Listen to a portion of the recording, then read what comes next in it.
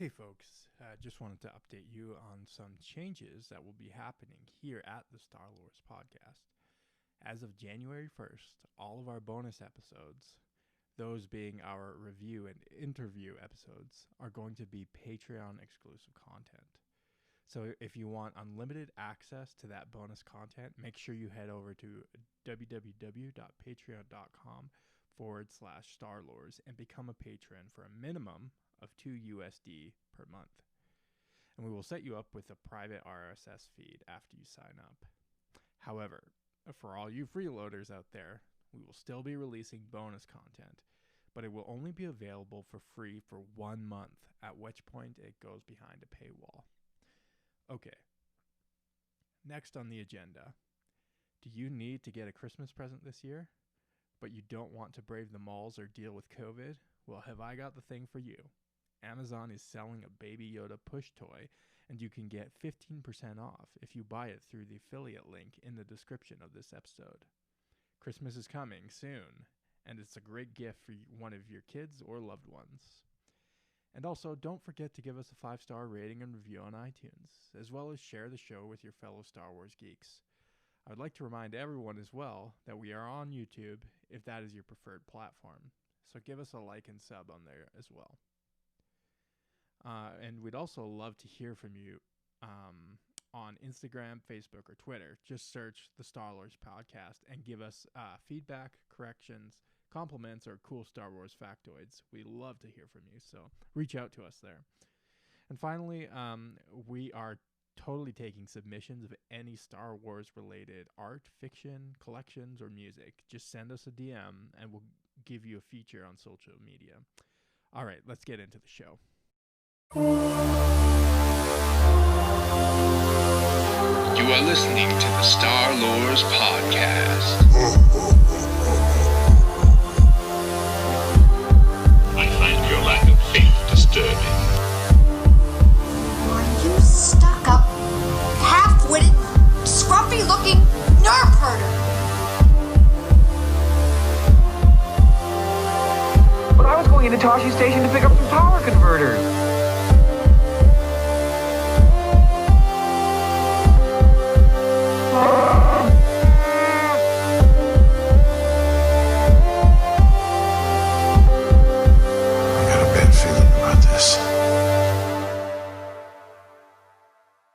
Inception.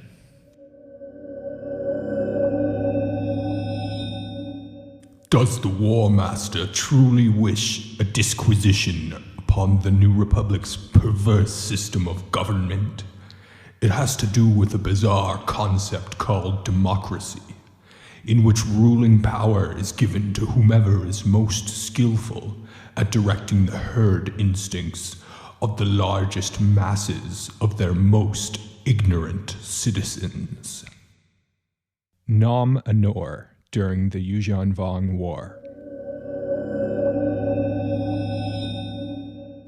The Woolamander, an arboreal creature from Yavin 4, is an interesting animal.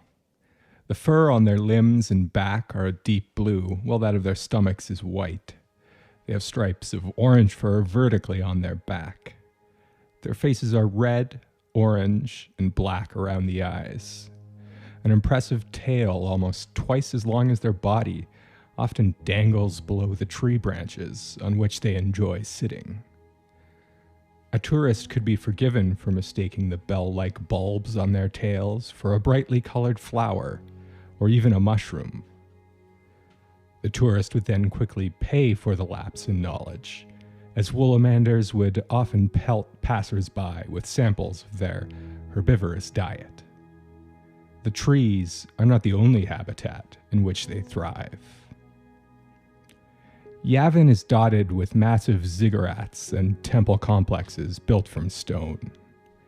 The ancient Sith Lord Exar Kun directed the Massassi to build some of these. In one of them, one can find numerous fine sculptures of the Woolamander. Inside the temple, one finds more than just the animal's graven image. It is filled with a rambunctious population of Woolamanders. The reason for Kun's apparent fondness of the animal nor why they live in the temple in such numbers, is unknown. Some have suggested that they are protective of it for some particular reason, but this may be explained by simple territory defense, a tactic used by many similarly social animals. The building was eventually named the Palace of the Woolamander by a Rebel Alliance scout. It was in this odd building that the New Republic really began the project of administering a galactic state. On the first anniversary of the Battle of Endor, in the Palace of the Woolamander, the New Republic Provisional Council was established as an interim galactic government, and Yavin 4 as the temporary capital world. 4 ABY. A few weeks have passed since the second Death Star was destroyed. In that battle, Darth Vader committed regicide on Emperor Palpatine. Luke Skywalker is recruiting and training Force sensitives for his new Jedi Order, now that the Empire's iron grip on the galactic community has been weakened into a mewling grasp. Han Solo is sorting through his feelings, as well as doing some cleanup missions for the rebels. He has a lot to process. No longer an obscure outlaw chased around the galaxy from all corners with multiple bounties from different factions. Now he has wealth, power, even a fledgling romantic relationship. But it's all so strange for him. In the cockpit of the Millennium Falcon, he searches, paces wildly, looking for some harrowing adventure to calm his nerves. The Ewoks on Endor are too laid back for his tastes. The only thing that soothes his identity crisis somewhat is a strong and loving embrace from his longtime friend, Chewbacca. Chewie doesn't waste time assaulting Han with a pep talk in Shiriwook. Princess Leia Organa has a lot to do. The Alliance to Restore the Republic has in large part fulfilled the first part of their mission. The Galactic Empire has been shattered. Now they have to begin the arduous task of rebuilding a government modeled after the Old Republic, which the Empire systematically dismantled over the last quarter century. At least she doesn't have to do it alone. On her side is Mon Mothma, Admiral Akbar, Borsk Felaya, Indri Umseg, Sion Tev, Jensar Sobilis, Doman Burrus, and Karathrar, all longtime rebel commanders and politicians. These 9 rebels were the signatories of the Declaration of the New Republic, the foundational document of that state. In it is a description of the fledgling state's aims to restore democracy, freedom, and justice to the galaxy. Along with Imperial allies, the Shiruk invade Bakura. Luke Skywalker and a rebel task force repel the Saurian invaders and liberate the world from the Empire. But as soon as the dust settles and the blaster packs cool, it's diplomatic battles the rebels turned politicians have to fight. But then hot wars and local conflicts would continue to plague the galaxy. Peace was not one of the ideals they sought to restore. 18 months later, Rogue Squadron launched an ambitious espionage campaign at Imperial Center. Using weather modification, sabotage, and finally Admiral Akbar and the New Republic's fleet, they ripped the heart of the galaxy from the bosom of the Empire. All signs pointed to the upstart state finally defeating their enemy. The Provisional Council was then dissolved and replaced by the New Republic Senate, which relocated to its spiritual home, Coruscant. The day would be remembered annually in the Republic as a state holiday, Restoration Day.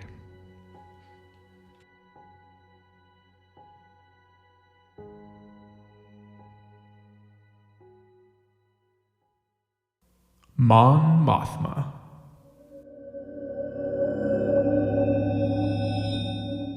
We are not separatists trying to leave the Republic. We are loyalists trying to preserve democracy in the Republic. Quote, Mon Mothma.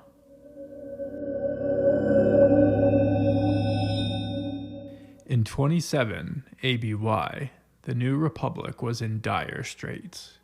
Having weathered numerous conflicts with warlords, criminals, their intergalactic neighbors from the Fire Fist galaxy, and now the relentless Yuuzhan Vong, it was a desperate government. They resorted to collaborating with their hated nemesis, the Galactic Empire.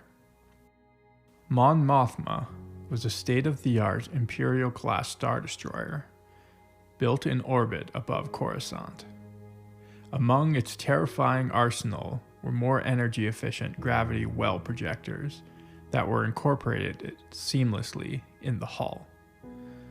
Removing the huge protruding domes characteristic of older Imperial-class vessels, in the hangar bay were a full complement of snub fighters of both Imperial and Rebel design, as well as a new cutting-edge starfighter, the E-Wing. This ship was armed with B-type laser cannons, which represented a significant upgrade from the X-Wing's armament. A new type of astromech unit was also created for the starfighter. Unfortunately, both the laser cannons and the R7 astromechs proved to be riddled with bugs, so the X-Wing continued to be the preferred vessel among the Republic's ace pilots. Like its namesake, Mon Mothma was a champion of justice and freedom in the galaxy. Like her, it also saw more than its share of fighting. On its first mission, it rescued a planetary population of refugees. It went on to fight a half-dozen battles during the Yuuzhan Vong War, and was also active during the Swarm War. It is generally accepted convention in many navies to name ships after leaders who had a significant and lasting impact on the states they served. Mon Mothma certainly fits that description.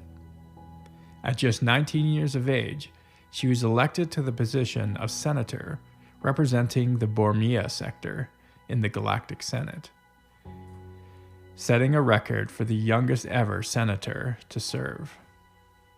Some historians note that Leia Organa broke this record by a year, but she was elected to the Imperial Senate, which, although closely related, was a distinct governing body. Representing her constituents through the Clone Wars was a difficult task, but Senator Mothma was ever vigilant in protecting the rights of those she was sworn to serve. When Chancellor Palpatine began acquiring additional executive powers through various bills in the Senate, she was the most outspoken of at least 2,000 senators who feared what the Chancellor might do to their democracy, and thus signed the petition of 2000, which outlined their concerns. Senator Mothma, with a cadre of other senators, presented the petition and their position to Chancellor Palpatine, who placated them with promises that he would resign his power at the conclusion of the war. Obviously, this didn't happen. The Empire all but abolished the rights that any local system had. As systems rights were a position Senator Mothma championed, one might wonder why she accepted a new post as senator in the Galactic Senate. She had other things in mind for the Galactic Empire than lying down and accepting its demands. Almost immediately, she set about finding allies in the Senate and throughout the Empire. Incredibly, she managed to be an outspoken critic of Emperor Palpatine. She defied his policies in public at every opportunity, yet managed to avoid being purged by the tyrant. This continued until her eventual arrest and subsequent escape to Rebel headquarters in 2 BBY. During the Galactic Civil War, she acquired tactical skills and was involved in the planning and implementation of many of the rebels' famous actions. When Coruscant was recaptured, the New Republic Senate formed. She was elected as its chief of state. Chiefs of state were elected by votes cast by senators and required a 50+1% majority in order to be declared the winner. Should the chief of state be incapacitated or killed during their term, they were replaced either by the minister of state, any former chief of state, or any former minister of state. Considering her former objections to the executive overreach, it is strange that she wrote no bills designating a time limit for the chief of state's term of office. They could remain in power until death, they resigned, or the Senate voted them out. As such, Chief of State Mothma served for 11 years, at which point she resigned her position due to ill health. Her retirement was active, however, as she immediately began working for New Republic intelligence and temporarily replaced her successor, Leia Organa Solo, as the Chief of State. 24 ABY was the gentle twilight of the New Republic. Luke Skywalker finally found time for scholarly pursuits. Han Solo was becoming a fine diplomat, and Lando Calrissian raked in profits hand over fist. A terrifying domestic terrorist group had just been destroyed. But just beyond the reaches of known space, darkness had already fallen. Agents of the Yuuzhan Vong had infiltrated the galactic community in preparation for their invasion of the galaxy. Mon's health had been declining in the years since she first retired. The nanomachines she'd been infected with had wreaked a slow havoc on her body.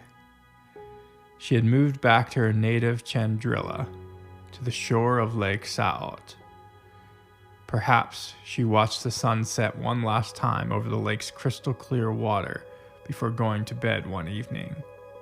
Mon Mothma passed away quietly in her sleep.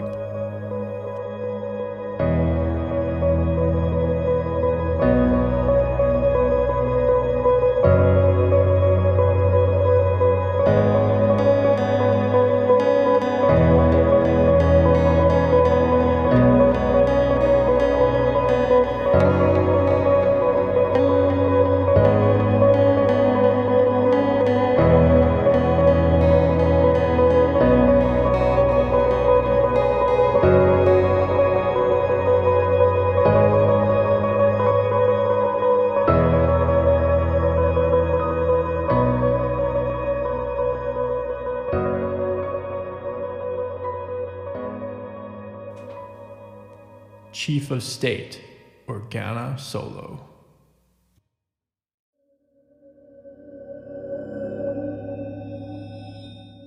The second chief of state elected was Leia Organa Solo. She ran for office directly after Mon Mothma stepped down. A theme that runs through many of the early chiefs of states are their intensely connected lives. In many ways, Leia was Mon Mothma, only younger. A born charismatic leader and military mind, but committed to freedom from the Empire and democracy. They served together on numerous rebel missions during the Galactic Civil War, and Mon Mothma was a mentor for Leia throughout these years. Perhaps after Alderaan's destruction, Mon Mothma filled the role previously held by Leia's mother, Briha. Furthermore, Mon Mothma served as a kind of superior officer to Leia within the rebel military structure. During her term, Leia led the Republic through the Black Fleet Crisis. A species of gracile, hairless primates from the Kurnak cluster, called the Yavetha, had also formed their own state, called the Dusken League, in the power vacuum that followed the Empire's collapse. The Empire conquered their homeworld, N'Zoth, and turned it into a massive shipbuilding center. The Yevethans were enslaved by the Empire and given a galaxy-class education in engineering and shipbuilding. After the Battle of Endor, they staged a coup on Inzoth, started their own armament project, and captured a number of Imperial ships. Part of their navy consisted of ships that were part of an Imperial Reserve garrison, known colloquially as the Black Fleet. Over the next decade, they built a fearsome military. Initially friendly with the Republic, Yevethan leadership used diplomatic relations with Chief of State Organa Solo as a front for developing assets within the New Republic. The strategy effectively turned public opinion against Organa Solo, and many in the Republic viewed her as a warmonger. It was soon revealed that the Duskan League's contact with the Republic was in bad faith when they began a brutal war of expansion throughout the Kurnacht cluster and beyond. Among the many casualties of this war were the entire Khorasag species. As the conflict raged and rebel heroes were captured, public and political opinion of Leia's handling of the crisis deepened. Senator Burrus presented a vote of no confidence to the Senate. Senator Felaya used this as an opportunity to further his own political ambitions and began campaigning for the position of interim chief of state, though he was ultimately unsuccessful. The Black Fleet was eventually defeated in orbit above Inzoth, thanks to the ancient powers used by Luke Skywalker. In total, Leia was chief of state for 10 years. Unsurprisingly, her 2 terms were marred with intense circumstances. She was kidnapped, her children were kidnapped, and multiple wars and small-scale conflicts erupted throughout New Republic territory. Frustrated with the wanton slaughter of galactic politics, Leia temporarily retired. To fill her days, she co-piloted with Han aboard the Falcon. In the interim, Senator Gaverson was elected as Chief of State. Among his political achievements were being the first non-human Chief of State, as well as the signing of the Pelion-Gaversum Treaty, which finally ended the Galactic Civil War. Then, in 21 ABY, Leia was again elected Chief of State. This term was marginally less bloody than her first. In 23 ABY, Leia resigned her position for a final time.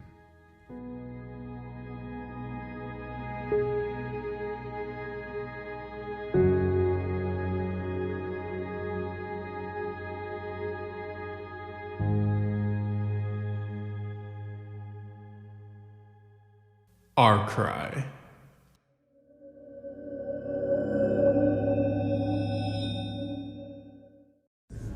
Many Bothans died to bring us this information.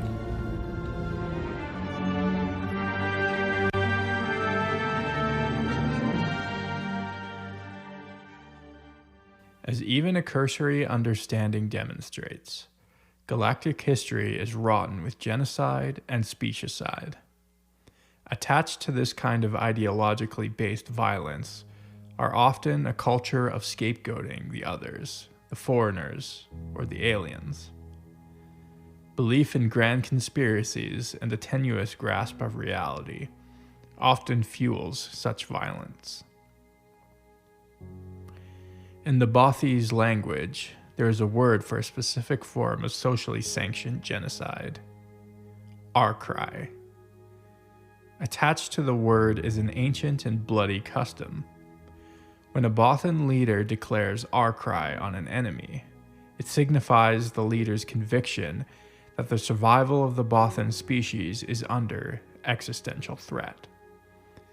All able-bodied Bothans are compelled to pick up arms or go to war against the enemy. Simple victory is not what a declaration of our cry is meant to bring about.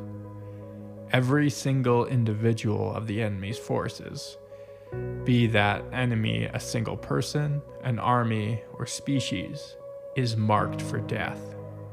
Surrenders are not accepted. Mercifully, our cry has only been declared 3 times in recorded history. Despite the disturbing implications of this ancient custom, Bothans have been happy members of the galactic community almost since its very inception. And Bothan Space was an early member of the Old Republic. Bothan society has a long-standing tradition of space exploration and mercantile arts and espionage. Few Bothans demonstrate these traditions more clearly than Borsk Fela. As a young Bothan, Borsk first earned a living with business ventures in resource extraction, merchandising, logistics, and real estate on Kothlas. Perhaps bored with the business world, or else tempted by greater power and fame, he became involved in Bothan politics. Thanks to his accumulated resources, contacts, and influence, he successfully ran for the office of Chief Counselor of the Bothan Council. The council was the government that presided over Bothan space, so the new position represented a quantum leap in terms of personal power. When the Empire began inflicting its new order on the galaxy, Counselor Fei La learned of their humanocentric policies. He knew it was only a matter of time before Bothan space was just another name on an ever-growing list of victims of the Empire. While still Chief Counselor, he joined the Bothan Spynet. This galaxy-spanning espionage and intelligence network had already been in existence for 3 centuries. Bothan members of the Spynet used a philosophical text called the Bothan Way as their guiding intellectual framework. In it, Bothans were instructed to put one's own interests above any other beings, the interests of one's clans before other Bothan clans, and the interests of the Bothan species before all other species. Although they recruited members of other species, this was for purely strategic purposes.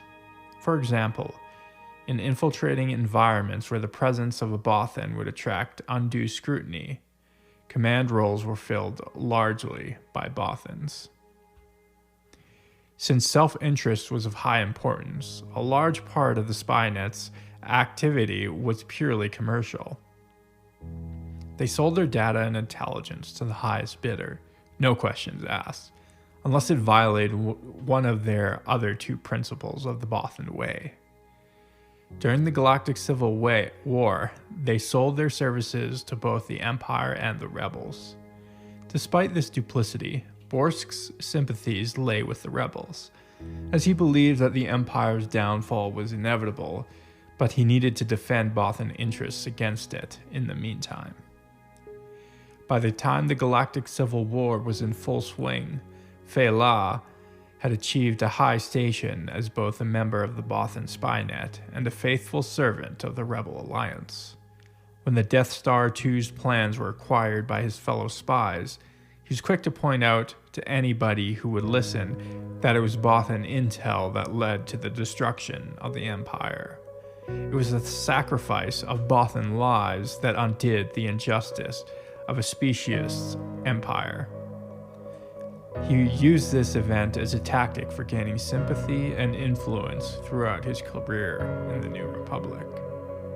Borsk was one of the 9 signatories of the Declaration of the New Republic, and was also elected first to the New Republic Provisional Council, and later to the Inner Council. Within the Republic, he saw Admiral Akbar as a threat to his ambition, and the 2 came into frequent political conflict. The defensiveness and hostility he felt towards Akbar was extended to the entire New Republic military, as it was fiercely loyal to the legendary Mon Cala admiral. Although ruthlessly effective in advancing his own and interests of Bothans, Councillor Fei La was disliked and not entirely trusted by many in the Republic. He frequently used the specter of speciesism and humanocentrism as a rhetoric device to undermine the interests of chiefs of state Mothma and Organa Solo. Mothma was likely unsurprised by Fei La's blatantly self-serving recriminations. Back when he served in the military, he made it clear to Mothma that he expected a high-status leadership role from the beginning. Despite what some viewed as character flaws, Borsk was nothing if not competent in all of his work. He had a deep network of contacts from every corner of Imperial space, and had complete access to the most sophisticated spy organization in the galaxy. Though his duties in the rebellion were primarily non-combatant, he could hold his own in a firefight and had no shortage of personal courage. He had command experience in both military and astropolitics. Naturally, Chief of State Mothma made her distasteful rival a trusted advisor. Even so, he had no problem publicly criticizing the Chief of State's every decision. He could practically taste the most powerful position in the galaxy during the Black Fleet crisis when a vote of no confidence was called. Fei La acquired additional political influence when he chaired the Justice Council and became member of the ruling council. 5 years later, in 23 ABY, he finally reached his highest goal. After Chief of State Organa retired, he was elected to that same role. Then Admiral Akbar retired. Mon Mothma was dead. It took decades, but he had finally won the game of galactic Dejarik. His rivals were gone. Although the next 2 years were relatively peaceful compared to the conflicts of prior administrations, a fair amount of tragedies also occurred in the first half of his term. The Diversity Alliance sabotaged industry, committed numerous acts of piracy, and overthrew governments under Borsk's gaze. Their ideological standpoint can loosely be described as anti-human and anti-Jedi. They viewed the carnage inflicted on non-human species throughout the Galactic Empire's reign as being a result of an explicitly prejudiced and pervasive worldview among humans. This is a pretty easy conclusion to come to, considering the Empire's explicitly xenophobic policies and numerous acts of genocide, and its predominantly human leadership. While the near death of the Empire and formation of the New Republic did away with any legally codified forms of xenophobia throughout much of the galaxy, members of the Diversity Alliance believed that the xenophobia that was so much a part of the Galactic Empire had not gone away under the New Republic. Rather, the humans were simply lying about it now, while simultaneously furthering humanocentric interests. The humans had to be dethroned in the galaxy by any means necessary, up to and including terrorism and asymmetric warfare. Their anti-Jedi stance was closely connected to their anti-human beliefs, and likely had much to do with recent atrocities committed by human Force sensitives. The Diversity Alliance was eventually defeated by a squad of Jedi Master Luke Skywalker's students, and in space by a fleet commanded by Han Solo. Imperial holdouts calling themselves the Second Imperium took offensive military actions against the Republic, though they ultimately lost the conflict and were mostly wiped out.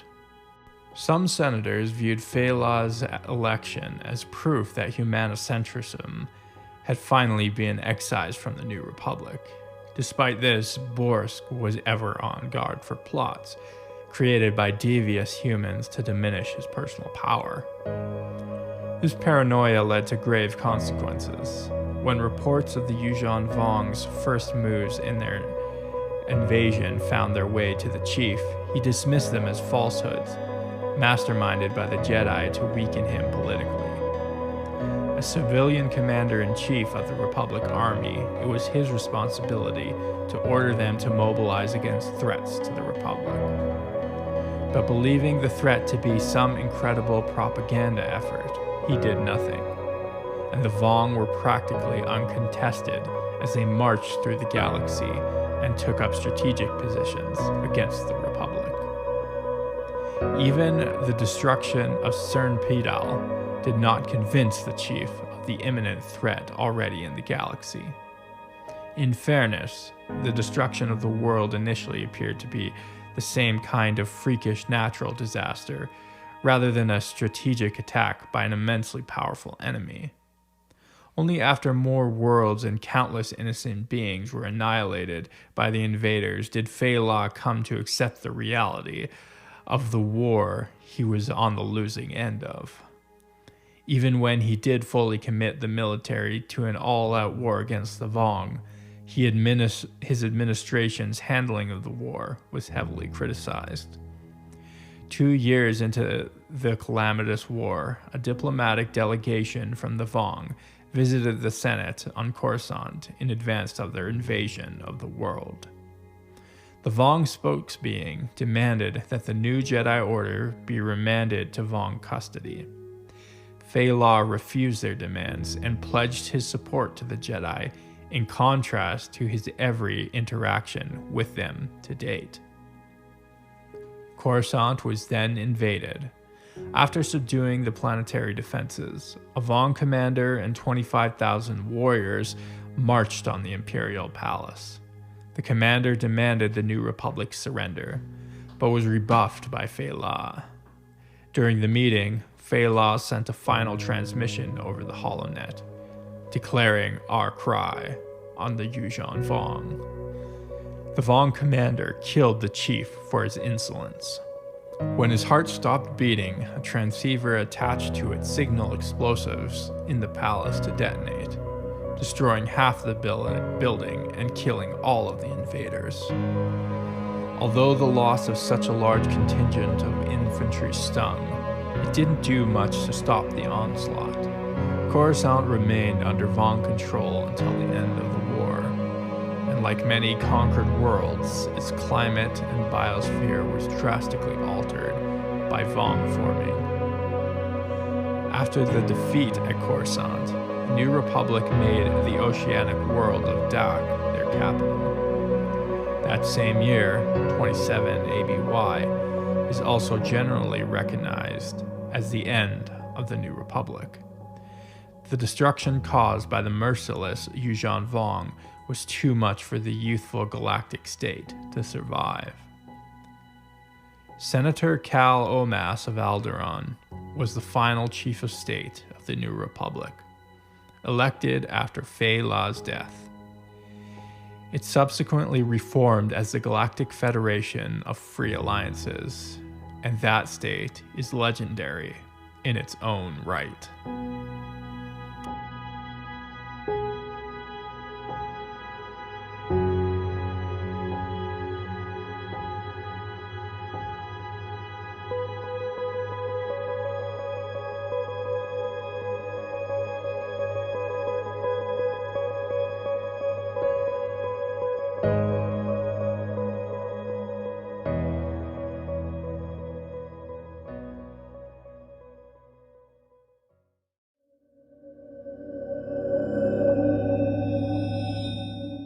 Welcome aboard the Millennial Falcon, and today we are giving our lovely listeners a civics lesson. Indeed. Define unicameral legislative body, because that's what the New Republic is. Never heard of it. Okay, so in government, unicameralism is the practice of having a single legislative or parliamentary chamber. Thus, a unicameral parliament or unicameral legislature is a legislature which consists of one chamber or house. Okay, so no like House and Senate. I guess that's It's all one body. that's how it works. Yeah, the New Republic is basically the council, right? All the senators who represent, and there's some weird, Well, even parliamentary democracies have a House and a Senate as well. right? Yeah. Yeah, as far as I can tell, it's pretty much just the Senate, Yeah. and then planetary governments have like they're Right. all independent. Yeah, yeah. There is some weird like fluidity though, in terms of who exactly senators are representing. Like sometimes, like with Mon Mothma, for example, she represented the Bormia sector, right? And so sectors of the galaxy are kind of like states, right? They encompass a big range Right, of right. territory and a bunch of worlds in them. But then sometimes it says it's like the senator from a specific world. Yeah. So it's kind of like plastic. I think some authors just weren't double checking on what exactly a senator meant. Well, certainly in like the prequel trilogy, you know, obviously senators from Naboo. Yeah, Too she's famous. representing Naboo. Right? Yeah, it's only a single planet.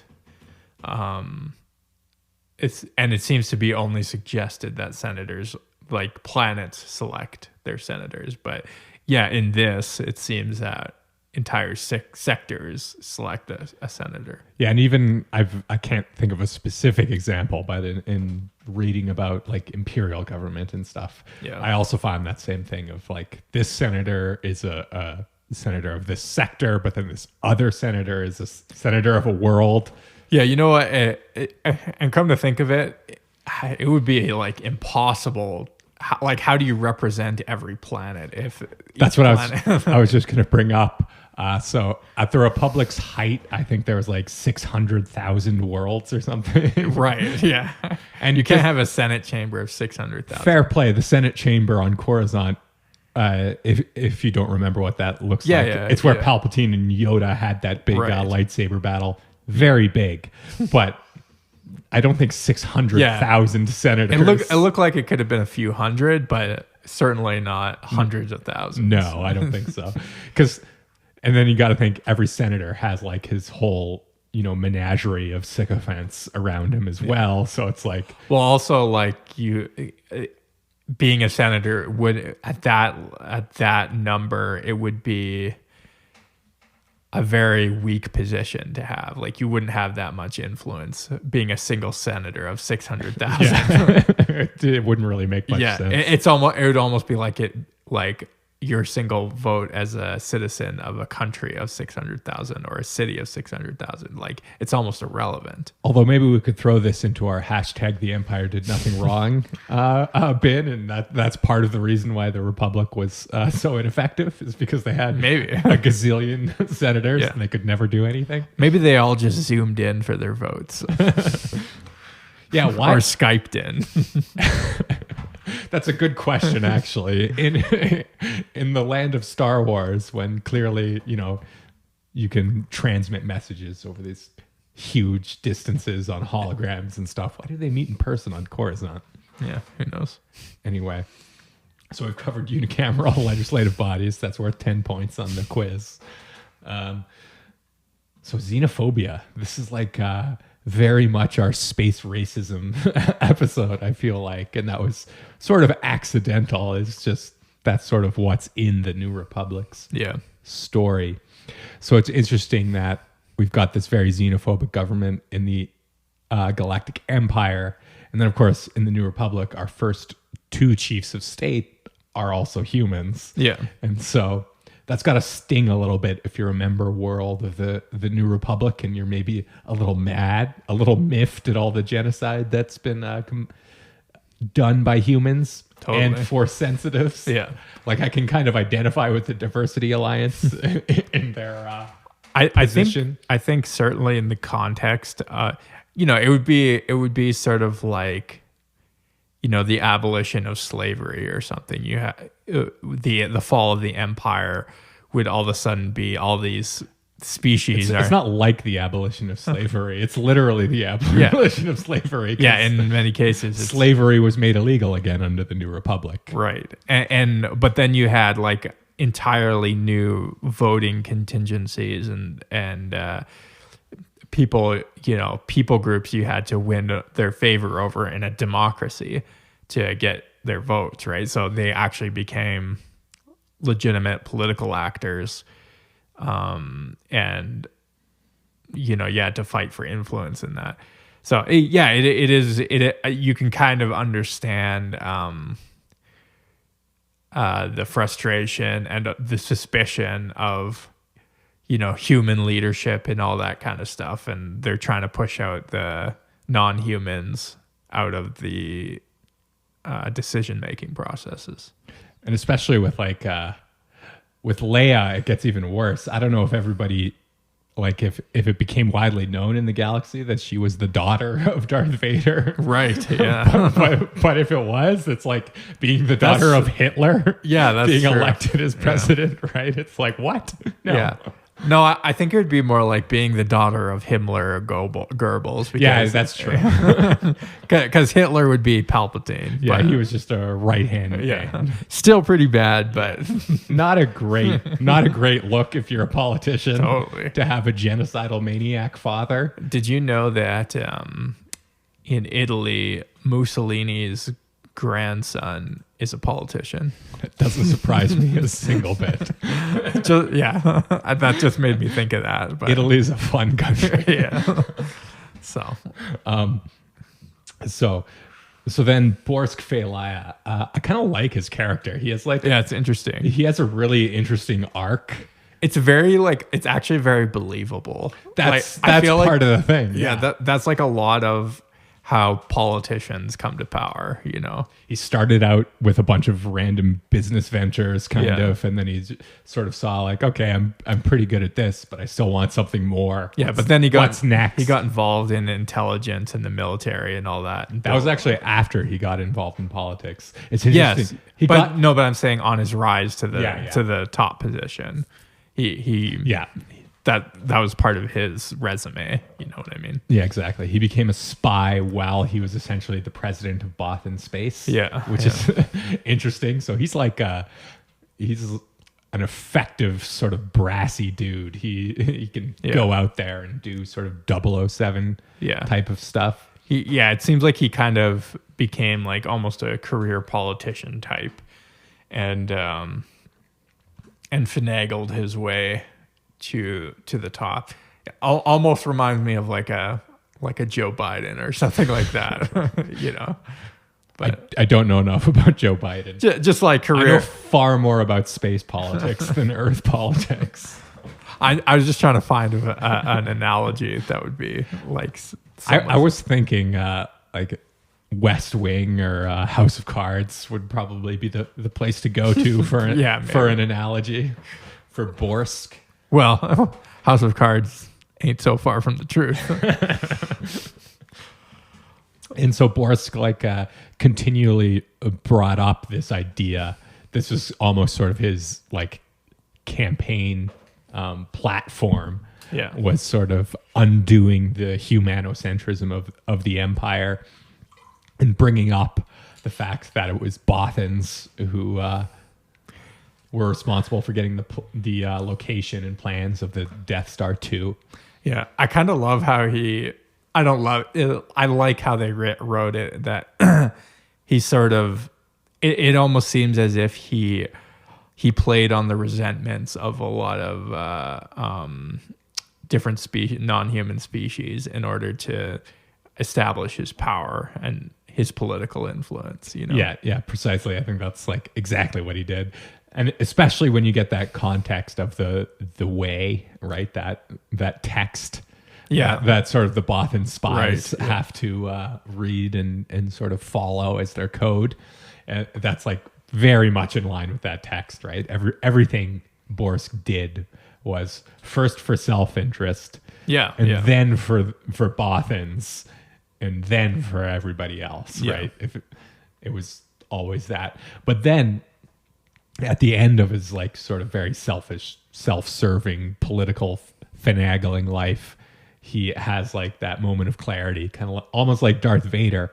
And it's very interesting that they give a turn like that to a character who's sort of a good guy, sort of a conflicted good guy, because he is with the Republic, because he eventually does a 180 when the Yuuzhan Vong delegation visits the Senate. He's like, nope, you know what? Screw you guys. We're not surrendering. The Jedi have my full support. I'm not giving them up to you. Yeah. And then he tricks the Yuuzhan Vong into sending 25,000 warriors into the palace, and he blows them all away as his sort of final act in his redemption.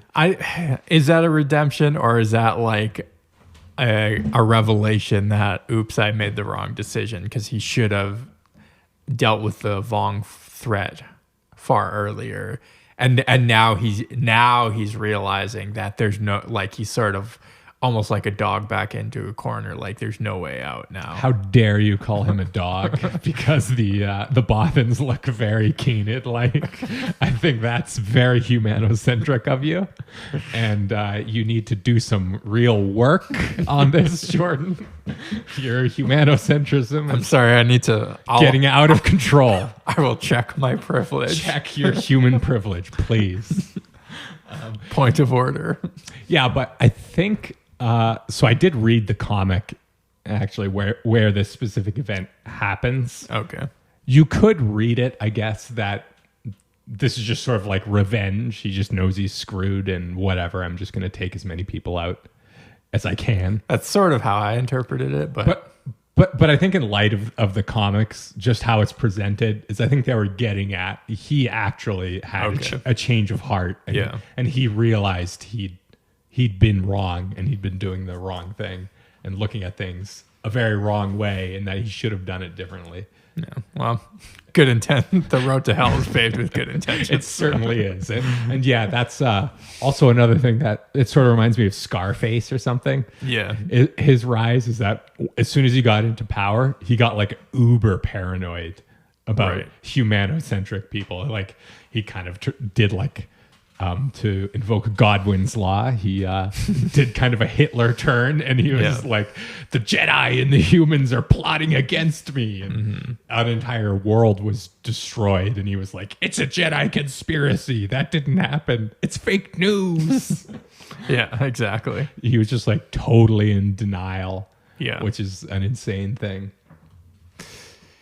Yeah, and another kind of funny, what was the Diversity Alliance? The Diversity Alliance, yeah. I thought that was kind of just an interesting political action group, I guess. And that's turned terrorist. And I'll shed some more light on that too, is they were sort of ostensibly almost a like a social support agency or something. Okay. As that was like their public face, was that they were just helping disadvantaged non-humans throughout the galaxy who'd been and obviously they have a point that humans have done a lot of damage to non-humans, and they were trying to repair that, but then sort of behind the scenes they were engaging in piracy and industrial sabotage and terrorism, and you know, I think there might be a trilogy, there's at least one novel, maybe a trilogy, I can't remember, about the Diversity Alliance and all the skullduggery. And it is kind of interesting, like it turns into so vociferously anti-human. They're what humanophobia or something? Humanocentrism. Or they're humanophobic. That's what I'm saying, is like they you know, whether it was deserved or not, they hated humans so much that they ended up being humans' enemies. So just an interesting. Yeah, they sort of became the evil that they said that they were trying to defeat. Yeah, exactly. Right? Because what's at the basis of humanocentrism or racism or whatever it is just like hating people because of their essential properties, right? Yeah. And doing violence to them because of those. And then that's exactly what the Diversity Alliance ended up doing, was hating humans and being violent against them just because of their genetics, essentially, which is obviously not a fair thing to do. Cool. They certainly like diversity, except for one little... They did. One little part of that diversity they're not big fans Twi'leks, Gamorreans, Foch. I don't know who else they had. Did they have Wookiees? Hutts, Wookiees, I imagine. Yeah. They're all in there. So Mon Mothma, also an interesting character. The actress who played her, let me just quickly look up her name, because she it's funny because Mon Mothma's scene is she only in Return of the Jedi? I can't recall. She might be in A New Hope. Yeah. At some point, but she's only on screen for like a minute. Yeah, two, right? she's actually not in the films all that much. Yeah, very very little. Yeah. But the actress who portrayed her did like, at least from what I found on Wikipedia, she did like a lot of work into like creating that character. Oh, really? The character of Mon Mothma, like it was a very big deal to her, and she was like super into it. Huh. And is it one of those things where maybe in like the original draft of the script she had a much bigger role, and then I don't think so. I think she was. you have 2 lines? She was just an actress who appreciated the craft, and she's like, Funny. I'm just gonna do the best I can possibly do. Yeah. And so her take on Mon Mothma was that she was kind of a moon mother, if you will. Yeah. Because of that name, right? And so Yeah. she really wanted to embody this sort of calm, cool, collected, yet very feminine sort of portrayal of Mon Mothma. Yeah, I just thought it was interesting how much work she put into it. Caroline Blackiston. That's funny. If you're listening, get in touch. I'd We love to talk to appreciate you. And I appreciate your line. I actually did rewatch that line. Many Bothans died to bring us these plans. And yeah, she probably said that because Fela like really pressured her to say that. Yeah. Was like, you better give us a nod. You better. And one last point about that, actually, though. If you'll remember, the battle over Endor was a trap. Right. The Yeah. the Bothan intel was leaked. It like Emperor Palpatine wanted them to get that. Okay. But by all rights, the Alliance should have been destroyed at Endor, right? It was basically just because of Luke and the Force essentially getting in the way of things. But it's like you didn't even really do a good job, Borsk. Because they were supposed to find those plans. Borsk is he's one of those guys who's like, he's like competent, but probably as like a politician, he's not that great and he's not that exciting. But he's an influence peddler, you know what I mean? So he kind of can finagle his way into top positions. That's kind of my read of him. I think you're right. Like, although the thing he wanted obviously was being the chief of state all along. But then, as you see, once he finally got it, it's like he made all the wrong decisions. It was too much for him. Yeah. Right? He should have just stayed in intelligence or something, and he was obviously super competent there. Yeah. But well, then, he let his own ego get in the way, right? Then he just got paranoid, and billions of people died. Yeah, pretty much. Good job, Boris. Yeah, well, at least he made the right decision in the end, I suppose. Well, on that dour note, let's get out of the swamp that is Coruscant. Indeed. And head to greener pastures. Perhaps Lake Saod.